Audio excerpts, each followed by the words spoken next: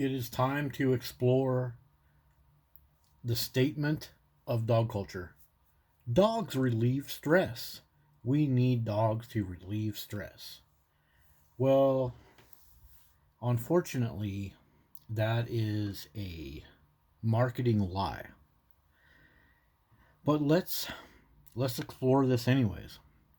So first off, we've had dogs for 11,000 years, give or take, depending on what sources you look up. But we've been domesticating these things and remarketing them and rebranding them as pretty much everything: stress relief, replacement for kids, replacement for mates for a long time. So yeah, 11,000 years. So we got to look at this from a wide perspective. Not just like, well, your uncle Mikey said that he loves his dog and he can't do without his dog. Well, is there something else going on here? I think there could be. So let's look at this together. So let's look at some stress related illnesses. For this video, we're going to look at strokes and heart disease. Heart disease is the leading cause of death in the United States, accounting for about 1 in every 5 deaths. It has been held this position for over a century. And see, that's why I'm talking about long-term thinking with this. With significant numbers of death attributed to various cardiovascular conditions. So stress, hypertension, worry, all that type of stuff, that goes right along with heart disease, the leading cause of killing people right here in America. It almost seems like something is killing us. Well, let's look a little bit more. Okay. So, what else is the United States infamous for? And by infamous, I mean nobody talks about it, but it's true. It's not famous, yet it should be. So, the United States has the highest rate of dog ownership in the world, with approximately 78 million dogs owned by Americans, about 65.1 million households own at least one dog. Well, yeah. And if you live next to that dog owner, you might as well own their dog, because you got to listen to that dog barking all frickin' day and get frickin' stressed out about it. So, wow. They say that dogs relieve stress, yet the country with the highest dog ownership has the highest stress related illnesses. Huh.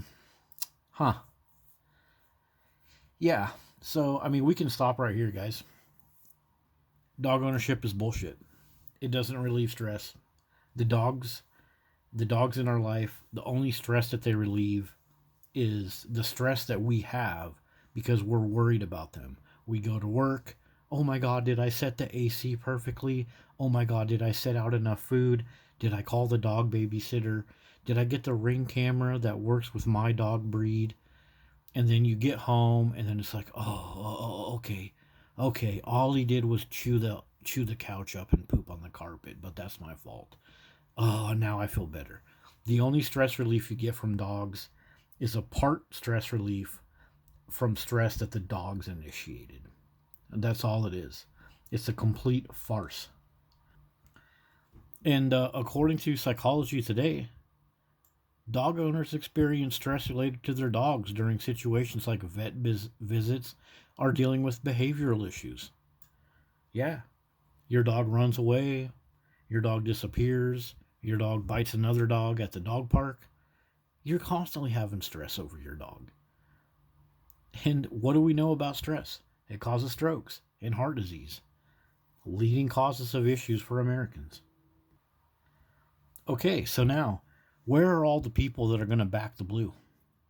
Back the blue, police officers deserve good treatment.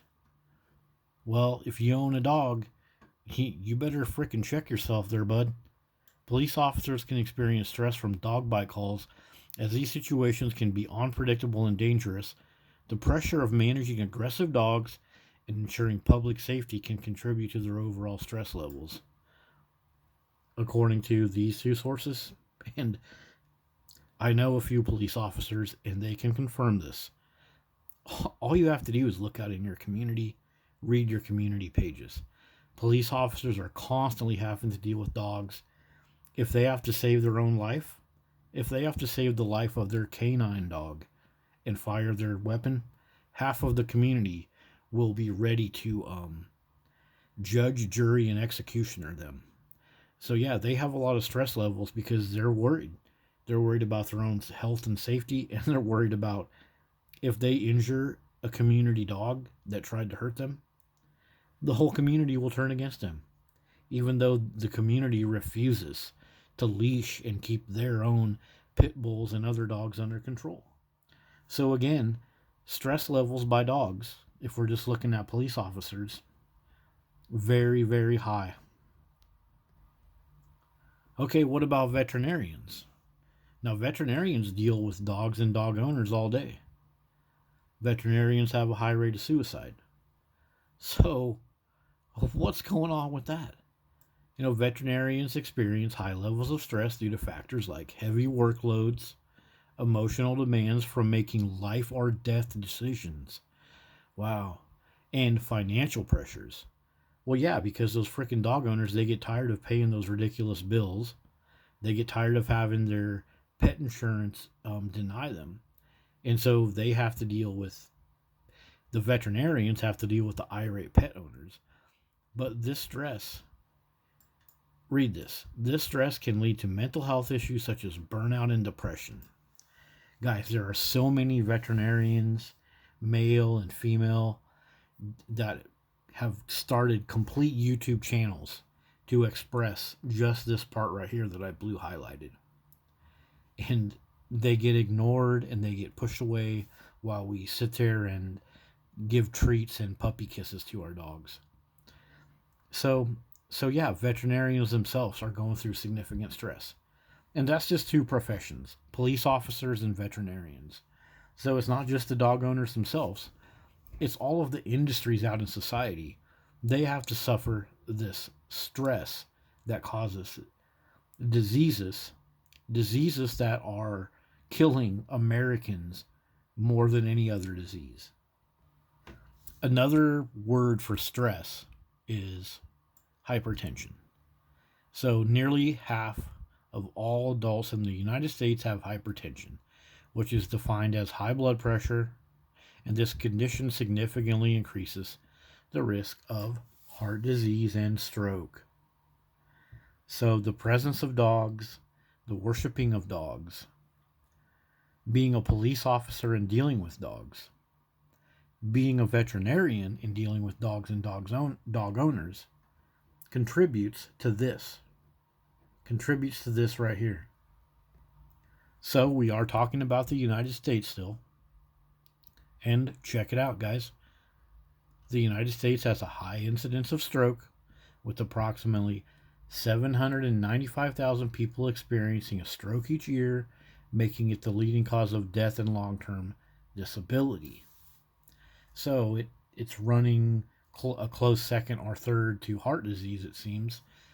And it says here, the prevalence of stroke has been increasing, particularly among younger adults, while it remains a significant health concern across all age groups. So stroke is caused by stress, hypertension, and high blood pressure, and the presence of dogs is directly related to stress, hypertension, and high blood pressure. So, people, dogs are a freaking health risk. These illnesses that I'm showing you, the number one presence, the number one area that these illnesses are killing people is in the USA. The USA also the number one worshiper of dogs that are claimed to reduce stress. It seems like this stress reduction is an absolute lie. Huh. Oh, hey, but look, guys, they wouldn't lie to us. They told us cigarettes were good for pregnant moms. And they told us Coca-Cola was good for little kids back in the day. So just forget about it. You know what? Just turn this video off and go suck down a Coca-Cola, smoke a pack of cigarettes, and pet your obese dog. See you later.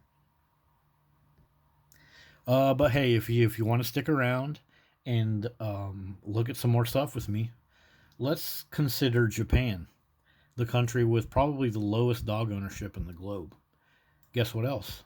The lowest rates of coronary heart disease and stroke compared to the US and other Western countries. Haha, less dogs equals less sickness, less hypercholesteremia and diabetes. Huh. Isn't it crazy that the countries with the lowest dog ownership have the lowest incidence of some of the nastiest diseases? What could that mean? I don't know. You guys let me know in the comments, because I have no idea. Well, there we go. That's been a look at some things from dog culture related to stress, stroke, and heart disease. And I encourage you guys to check out some of this stuff on your own. Like, you can go to one of these websites right here that I'm showing you and look at some of the states that are rated like highest stress levels or highest heart disease or stroke levels, and then compare it to dog ownership. Like Nevada right here is ranked one of the most stressed nations based on polls. And this isn't perfect, but with this nation right here, with Nevada, for example, ranking super high on stress, you would think they don't have any stress relief dogs, right? But Nevada is considered a dog loving state, ranking 5th in the nation for devoted dog owners. Making sure that their homes have yards for their pupper doggos. Yeah. So, I mean, why are you so stressed with all those dogs? Why are you so stressed? Yeah. Yep. So, anyways, hope you guys liked the video. Don't forget to like and subscribe, and leave a comment. What do you guys think about all this? Do dogs actually relieve stress? Or do they just create stress that creates a need for constant short-term relief?